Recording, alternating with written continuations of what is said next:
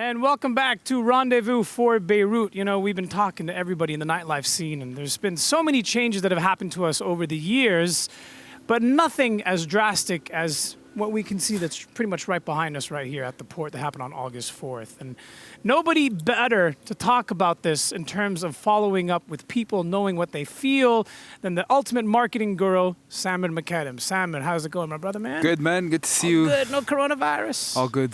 Well, considering all considering. options. Yeah. I mean, we were talking to everybody earlier. I mean, how did you get started in the business in the first place? I mean, we've been friends with family for many years, but... Yeah, absolutely. I mean, I think that's pretty much how personally I started. So I was doing a corporate thing, had an agency job, and, I was just a fan of the scene and just someone who thought Beirut's party scene was the best in the world, and it just kind of happened through personal relationships and personal connections that, it became my business and our bread and butter. So... at the end of the day, like you said, like the entire scene is just about building relationships and people coming together, and that's right. That's for me, and that's the fear of that's what I worry about having lost. That potential of having lost that family, that after hours family, and that vibe is why we need to try as much as possible to save the scene. That's right. And Sam and I have had very similar issues. Our families were not too fond of us leaving the standard corporate jobs to leave and do something that's based in nightlife business. And yet then again, here we go. You a few years after. It's been about 3 years now, right? 3 years. 3 years and a half. Full time. Yeah, full time. Full time. Full time. And as you know, pretty much when we say full time, it's full time. We have, I think once a couple of years ago, we thought about doing concepts on Sundays. And then I think 3 editions in, we're like, nope, we need a day off. It's too much. No, way too much. And from the creative side as well, it's having a 9 to 5 where you're planning your entire week. And then when Friday night hits, it's not, hey, let's just close up shop and go have a weekend. Yeah. You go into the second shift of making sure that everything you've built up for that week is running properly. Yeah, so the venues, name the venues. I know them, but there's several venues, and it started off with one, and it just kept going and expanding and expanding. So we're trying to figure out, because the scene has continuously evolved. Some people have given up, for years ago, but when it comes to the factory gurus, they managed to expand way beyond what was a pop-up party. I think it was about 8-9 years ago, called See You Next Sat, and then from there. Exactly. So we started with See You Next. I mean, originally, if you wanted to trace the group, what Jade, our founder and CEO, did was the basement in 2005. When the basement closed, we moved to See You Next Sat, and there was this, if you want, this vibe of going outdoors, doing this little pop-up thing. Nothing is really, set in stone. Yeah. And it was a huge opportunity at the time. It was pre-my time for the guys to really experiment creatively, and that's what essentially made See You Next Sat there. The creative concept, putting it out there and packaging a party brand in a very interesting way, and the name See You Next Sat, right? Like nothing else is guaranteed. You know that you're gonna have, as long as whatever we meet up, it is, I'll see you next we meet up on a Saturday. Exactly. From there, so that lasted. So 2011. The whole pop-ups were happening left, right, and center, and then 2014 is when we moved to the Grand Factory. In the Grand Factory, had Saturdays with the electronic music. Friday we introduced Pop Night. At the time it was called Factory Fridays. Also started it off with a very small community of people who were like, "What? I can't believe that this music that I haven't heard since I was or before just puberty. Like, it's my guilty pleasure is finally being played on a club level," and that kind of grew the pop scene as well. Reunion came in 2016. We started the brands on the Reunion. 2018, Soul Kitchen came in terms of the venues. 2000, so that was the Grand Factory. 2017, we finally had our summer venue with Under we introduced Love Night, which was a new concept. Factory Fridays, because it's no longer on a factory, we moved it to House of Pop. Had a more encompassing kind of vision, and then I also forgot the midweek at factories, MWF. That was the Wednesdays. Exactly, Wednesdays for the cool kids. Yeah, that was called the Block Party. It was MWF originally, and then we also rebranded it to the Block Party, yeah. Because again it was happening outside of the realm of the Grand Factory, so rebranded as well. So I mean, the nightlife industry, and it's cool that you said that. The parents and how the impression of the nightlife industry at first starts with, oh yeah, you're going to go and you're just going to do drinkies. But it really has been this playground where we've been able to kind of, create our dreams and see our dreams come true. And build platforms where we're able to just share these stories, because you know that you have 4,000 of Beirut's youth engaged with you every single week. And it really was coming from a marketing background where, you know, you'd work on a campaign, it would take years to see your work. If you see your work, guidelines. yeah, exactly. Here it was just this idea of you dream it, you build it, and it happens, you know. And I say this for everyone, I'm not talking personally. Everyone thinks there's, you know, constant competition. Valentina, art director of Uberhouse, is a very good friend of mine. All the work that they did on Disco Banana also came with, you know, just putting a lot of love in an industry that gave a lot of love back.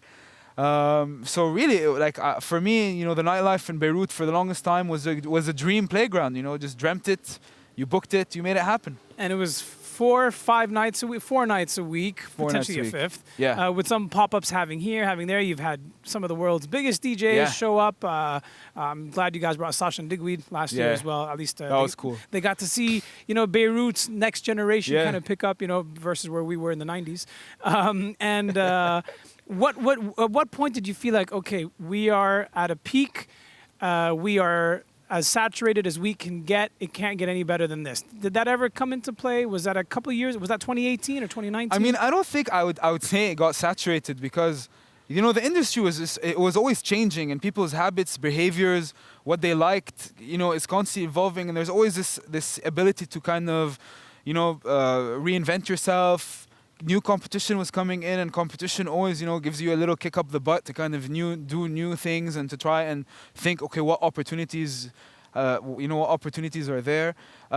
You know, I'd probably say that 2018, 2019, it got saturated by too many people doing the same thing, right? Like, it was impressive at one point where you saw what a regular... unable to expand any further, though. Exactly. Like, all right. Exactly. I mean, on Saturdays in electronic music specifically, like, you'd go on Resident Advisor, you'd be like, all this is happening in Beirut on the same weekend? I mean... It was a little overkill. Yeah, absolutely, it's overkill. I mean, in summer and Christmas, you can handle that, but, you know, the 10 other months a year, it becomes a little bit of an overkill. Yeah. Last year as well, we were able to throw the festival, Five Islands Festival, which was also, you know, a personal dream come true to be able to... Way up in the mountains, beautiful venue. Yeah, 5 stages, 2 days, 60 artists. It was huge. And, you know, again, the fact that that was only a year ago, and the year that we've been through, it feels like a mirage. I keep telling the team that Five Islands Festival is our... it's our Woodstock. Nice. You know, happened once. Yeah. Not going to happen anytime soon. It was amazing. it was in everyone's memories. It's imprinted. Maybe in 25 years. Hopefully. I mean, hopefully it'll be a little bit less than 25 years. But, you know, so all of these opportunities, reinvent yourself, do something new, offer something. And, you know, Beirut is a creative city. And, you know, creative people need new outlets. And that's why things were, you know, always change at a very fast pace. That's why it's very difficult to have a place, you know, like Berghain, which was there for 20 years. Because the city is so fast-paced, things kept changing, evolving. You need to stay, you know, as creatively focused as possible, which is a beautiful challenge. It's cool, but were there any concepts? I mean, because again, having so many nights and, you know, thousands of people on a weekly basis, did you start to feel at any point, maybe last year, the currency crisis, the financial trouble that was starting in Lebanon before October 2019? Yeah. Did you start to feel it somewhere before that with the numbers? Not really. Not really, and I think that's the tragedy of a financial crisis, is that it feels like it happened overnight, you know? Yeah. We heard indicators, you got the reports, we were taking measures to ensure that the financial crisis is as smooth as possible for our customers and our clientele. But it felt like, you know, October 19, we went down to the streets, we were hopeful. October 21, we couldn't access our money anymore. And it was like, how'd that happen? And, you know, since then, okay, again, we're a completely adaptable industry and an agile industry. So, okay, this is happening. People can't afford. We go into Lebanese. Last Christmas, we created a bundle. So people were able, with one ticket price, with one ticket purchase, they access 3 or 4 of our events. So really being agile. But then COVID came, and that felt like, yeah, like, what do we do? How do we get out of this? You know, where do you go out of this? And then, okay, streams. And we worked on the social distance stream, and we did the social distancing dance floor. So, you know, creatively, it again, constantly be challenged. And the more no's you get, in my opinion, it's, you know, the better brief that you're going to get. The worst thing you can do is do whatever you want. And that's usually where bad ideas kind of happen. So it felt very quick. Fast, the fast, between going of everyone splurging and everyone's making money and everyone's showing off and people are booking tables to, okay, this is this is a serious this matter. is serious, yeah. Because a lot of people don't understand that, Lebanon has had several issues in advance that were building up to this. It wasn't just the August 4th, and if we go back to, reverse pandemic, to think that, you guys did not even really notice the financial crisis until it hit super hard. And then you had hit after hit after hit. Pandemic kicked in. And then even though the clubs tried to reopen during the summer, I believe after the initial lockdowns were there, what was that initiative taken to reopen the clubs after the summer? The initiative to reopen the clubs was extremely hard because you needed some sort of government, to be able to take proper decisions and to ensure that things were under control. And I think that the first indicators was end of May, beginning of May, people are going to be open. That was pushed to June, mid-June, and then we were finally able to open for a couple of weekends, end of June, beginning of July. What was important for us as much as possible is two things: that people respect the social distancing and respect people's privacy, knowing that it was very difficult. You have 3 drinks in your system. Yeah. What coronavirus? It doesn't exist. It's in your head. The second thing was ensuring that people were partying responsibly. And what we meant by partying responsibly, that even if you were there at the club having a great time, a lot of people in our country, a lot of our compatriots weren't having it that easy. So we did launch a campaign, especially in place, that be very, courteous and respectful of what you're actually showing on your social media platforms. Don't overshare. We went on an almost zero communication policy, like, a simple WhatsApp broadcast. Out of respect. Out of respect for what's happening in the country, like clubbing and nightlife, it's always, it's if you want, the release of what people are. And that goes back to the financial crisis question, right? If people feel like they still have money, they're still going to be spending on what's fun for them, right? And we felt that last when people were like, oh, how are we going to come to the club? How are we going to come to the club? What are we going to pay? Yeah. So it has been a very, very, very tricky year. Again, before the August 4 catastrophe, things were also looking in the up, and we were taking these decisions of, okay, people still want to party, they still want to let things go, they still see Beirut as this creative, party kind of city. So things were up, but this happens, the material damage, the physical damage, and more importantly, the psychological impact. People, aren't in the mood to party or to feel like they celebrate. It's just not it doesn't feel right, at least for now. Yeah, August 4th changed a lot for everybody, for many things, for many timings, and it was just trying to get the vision. Everybody remembers where they were, what happened, the noises, what they had to deal with, the initial shock of not knowing what happened and where you're going, and the phone lines being jammed. So for the most part, it just couldn't get any worse. The timing was just the absolute worst thing that could have happened to us. Yeah. And the hard thing now is we had a vision, you guys I'm sure had a vision of where the future was coming, of how we can recover from the financial crisis. But the August 4th, how do you see yourself, or at least see the company kind of at least trying to revive, if possible? Yeah. What could be some kind of relief from this? Just one additional note is that August especially, we're all looking forward to that month of relief where we felt that expats could be coming in. And August, September is always known for the entire industry, not just for us, as the summer, that month of the relief peak. And respite, the peak. Where, so for it to happen on August 4th was a really, really difficult blow to take.